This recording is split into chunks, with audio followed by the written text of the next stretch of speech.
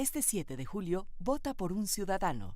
¿Cómo estás, Alfredo Reinaga? ¿Cómo bienvenido? Gracias por estar con nosotros. Aquí está el candidato del Movimiento Ciudadano a la Diputación del Distrito 19. Pues hay quejas de todas partes del tema del agua potable, ¿no? Es un problema que me imagino también, aunque directamente no te compete a ti como candidato a diputado, pero me imagino que la sociedad a veces ya no sabe a quién decirle, Alfredo, y me imagino que también este tema te lo han comentado. Bienvenido, buenos días. Muy buenos días, Humberto, muy buenos días, Paulina.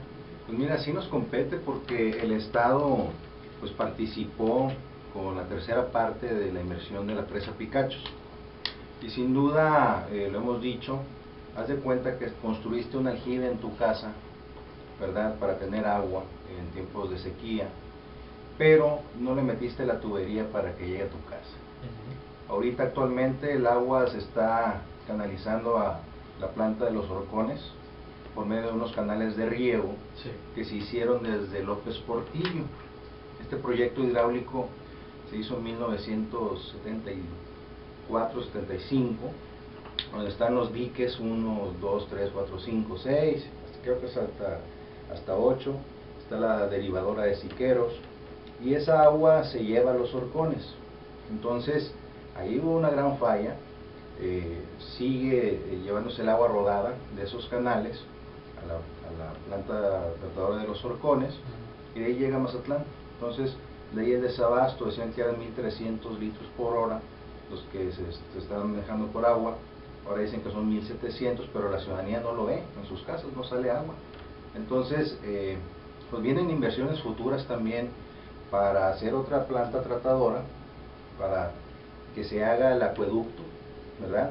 Y desde el Congreso pues obviamente vamos a vigilar que por qué no se hizo primeramente estas obras a la par con la presa Picachos, y pues que se ejecuten esas inversiones tan necesarias, porque vienen otras inversiones como es la presa Santa María, ¿verdad?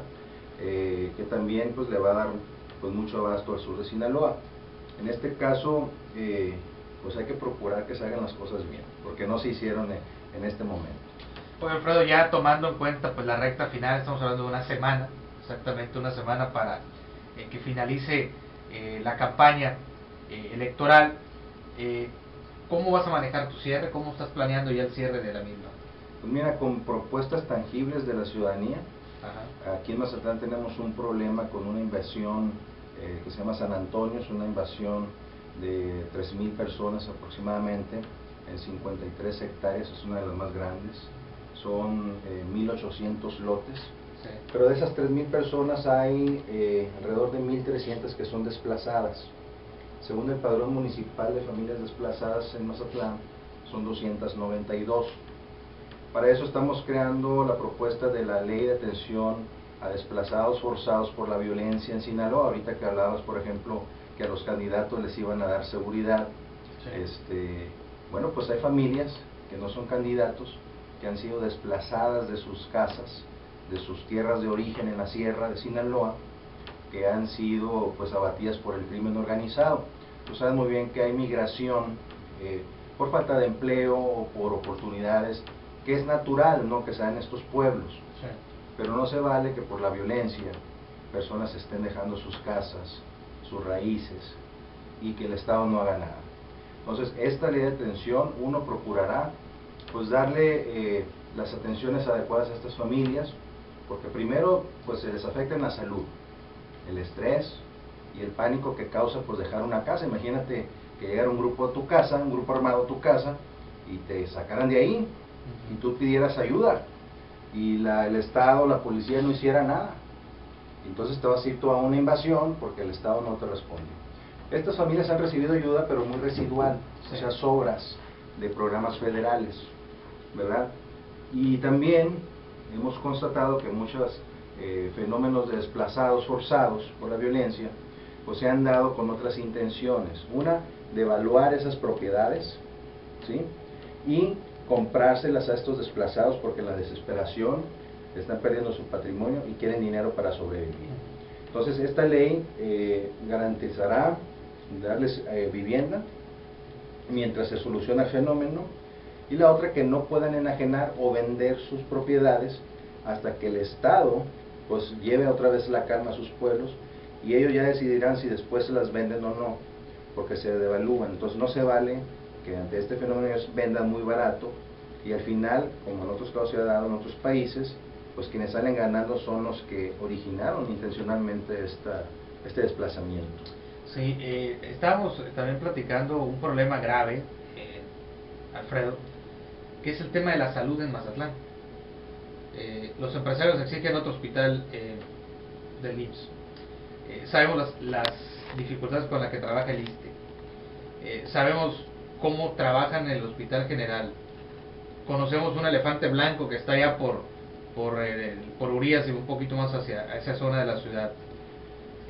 Estamos hablando de un boom de desarrollo que viene a Mazatlán, pero yo creo que el sector salud es un factor muy importante. Como diputados, ¿qué planes hay en esto? Sobre todo el cuidado del dinero, porque dicen que es más fácil hacer uno nuevo que terminar el que está ahí. Entonces, ¿cómo quedó el asunto? O sea, ese dinero que se invirtió, ¿quién lo planeó mal? ¿O dónde quedó? ¿Quién se lo llevó? ¿O en qué campaña se gastó? ¿O cómo queda ese asunto, no? Pues es la falta de rendición de cuentas. Tenemos una unidad de transparencia que la encabeza Yemuni, ¿verdad? Y la verdad, ninguna autoridad que estaba o estuvo en el poder pues hizo nada para que se ejecutaran esas obras transparentemente y se concretara ese proyecto. De hecho, uno de los ejes principales del Plan Estatal de Desarrollo del gobierno de Mario López Valdés pues contempla que se deben de construir infraestructura en materia de salud. Ajá. Cosa que no se ha concretado. Y también para mí es una indignación ver que pues, se anuncie un proyecto como un estadio nuevo de béisbol, por ejemplo, cuando hacen faltas hospitales, y es una de las demandas constantes en las colonias, pues centros médicos, ¿verdad?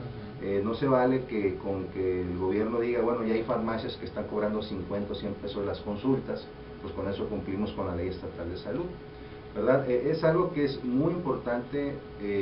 Mira, hablan mucho los candidatos de la carretera Mazatlán-Durango, la supervía Mazatlán-Matamoros, pero desde su inicio, en la infraestructura portuaria, por ejemplo, o parques industriales, o hacer conexiones a las vías del tren con espolones para que los containers pues lleguen al puerto, no se hizo nada. Codecín pagó un estudio, el Consejo de Desarrollo Sinaloa, para la ampliación de la terminal de usos múltiples del puerto. Sí. Ese estudio se hizo desde el 2007 y hasta hace poco se acaba de concesionar a una empresa chilena pues el puerto, ¿verdad? Pero realmente en vías, por ejemplo de calles, arterias viales, no estamos preparados para recibir pues gran flujo, tanto de carga, ¿verdad?, y que pueda detonar a Mazatlán. Y lamentablemente yo lo que veo es una pasividad por parte de las autoridades y que mucha carga se va a ir a Manzanillo como es ahorita. Muy bien, vamos a ir a una pausa, Alfredo se queda con nosotros platicando más sobre esta recta final de la campaña, los proyectos, aterrizar, dónde va a ser tu cierre de la misma. Vamos a la pausa y volvemos.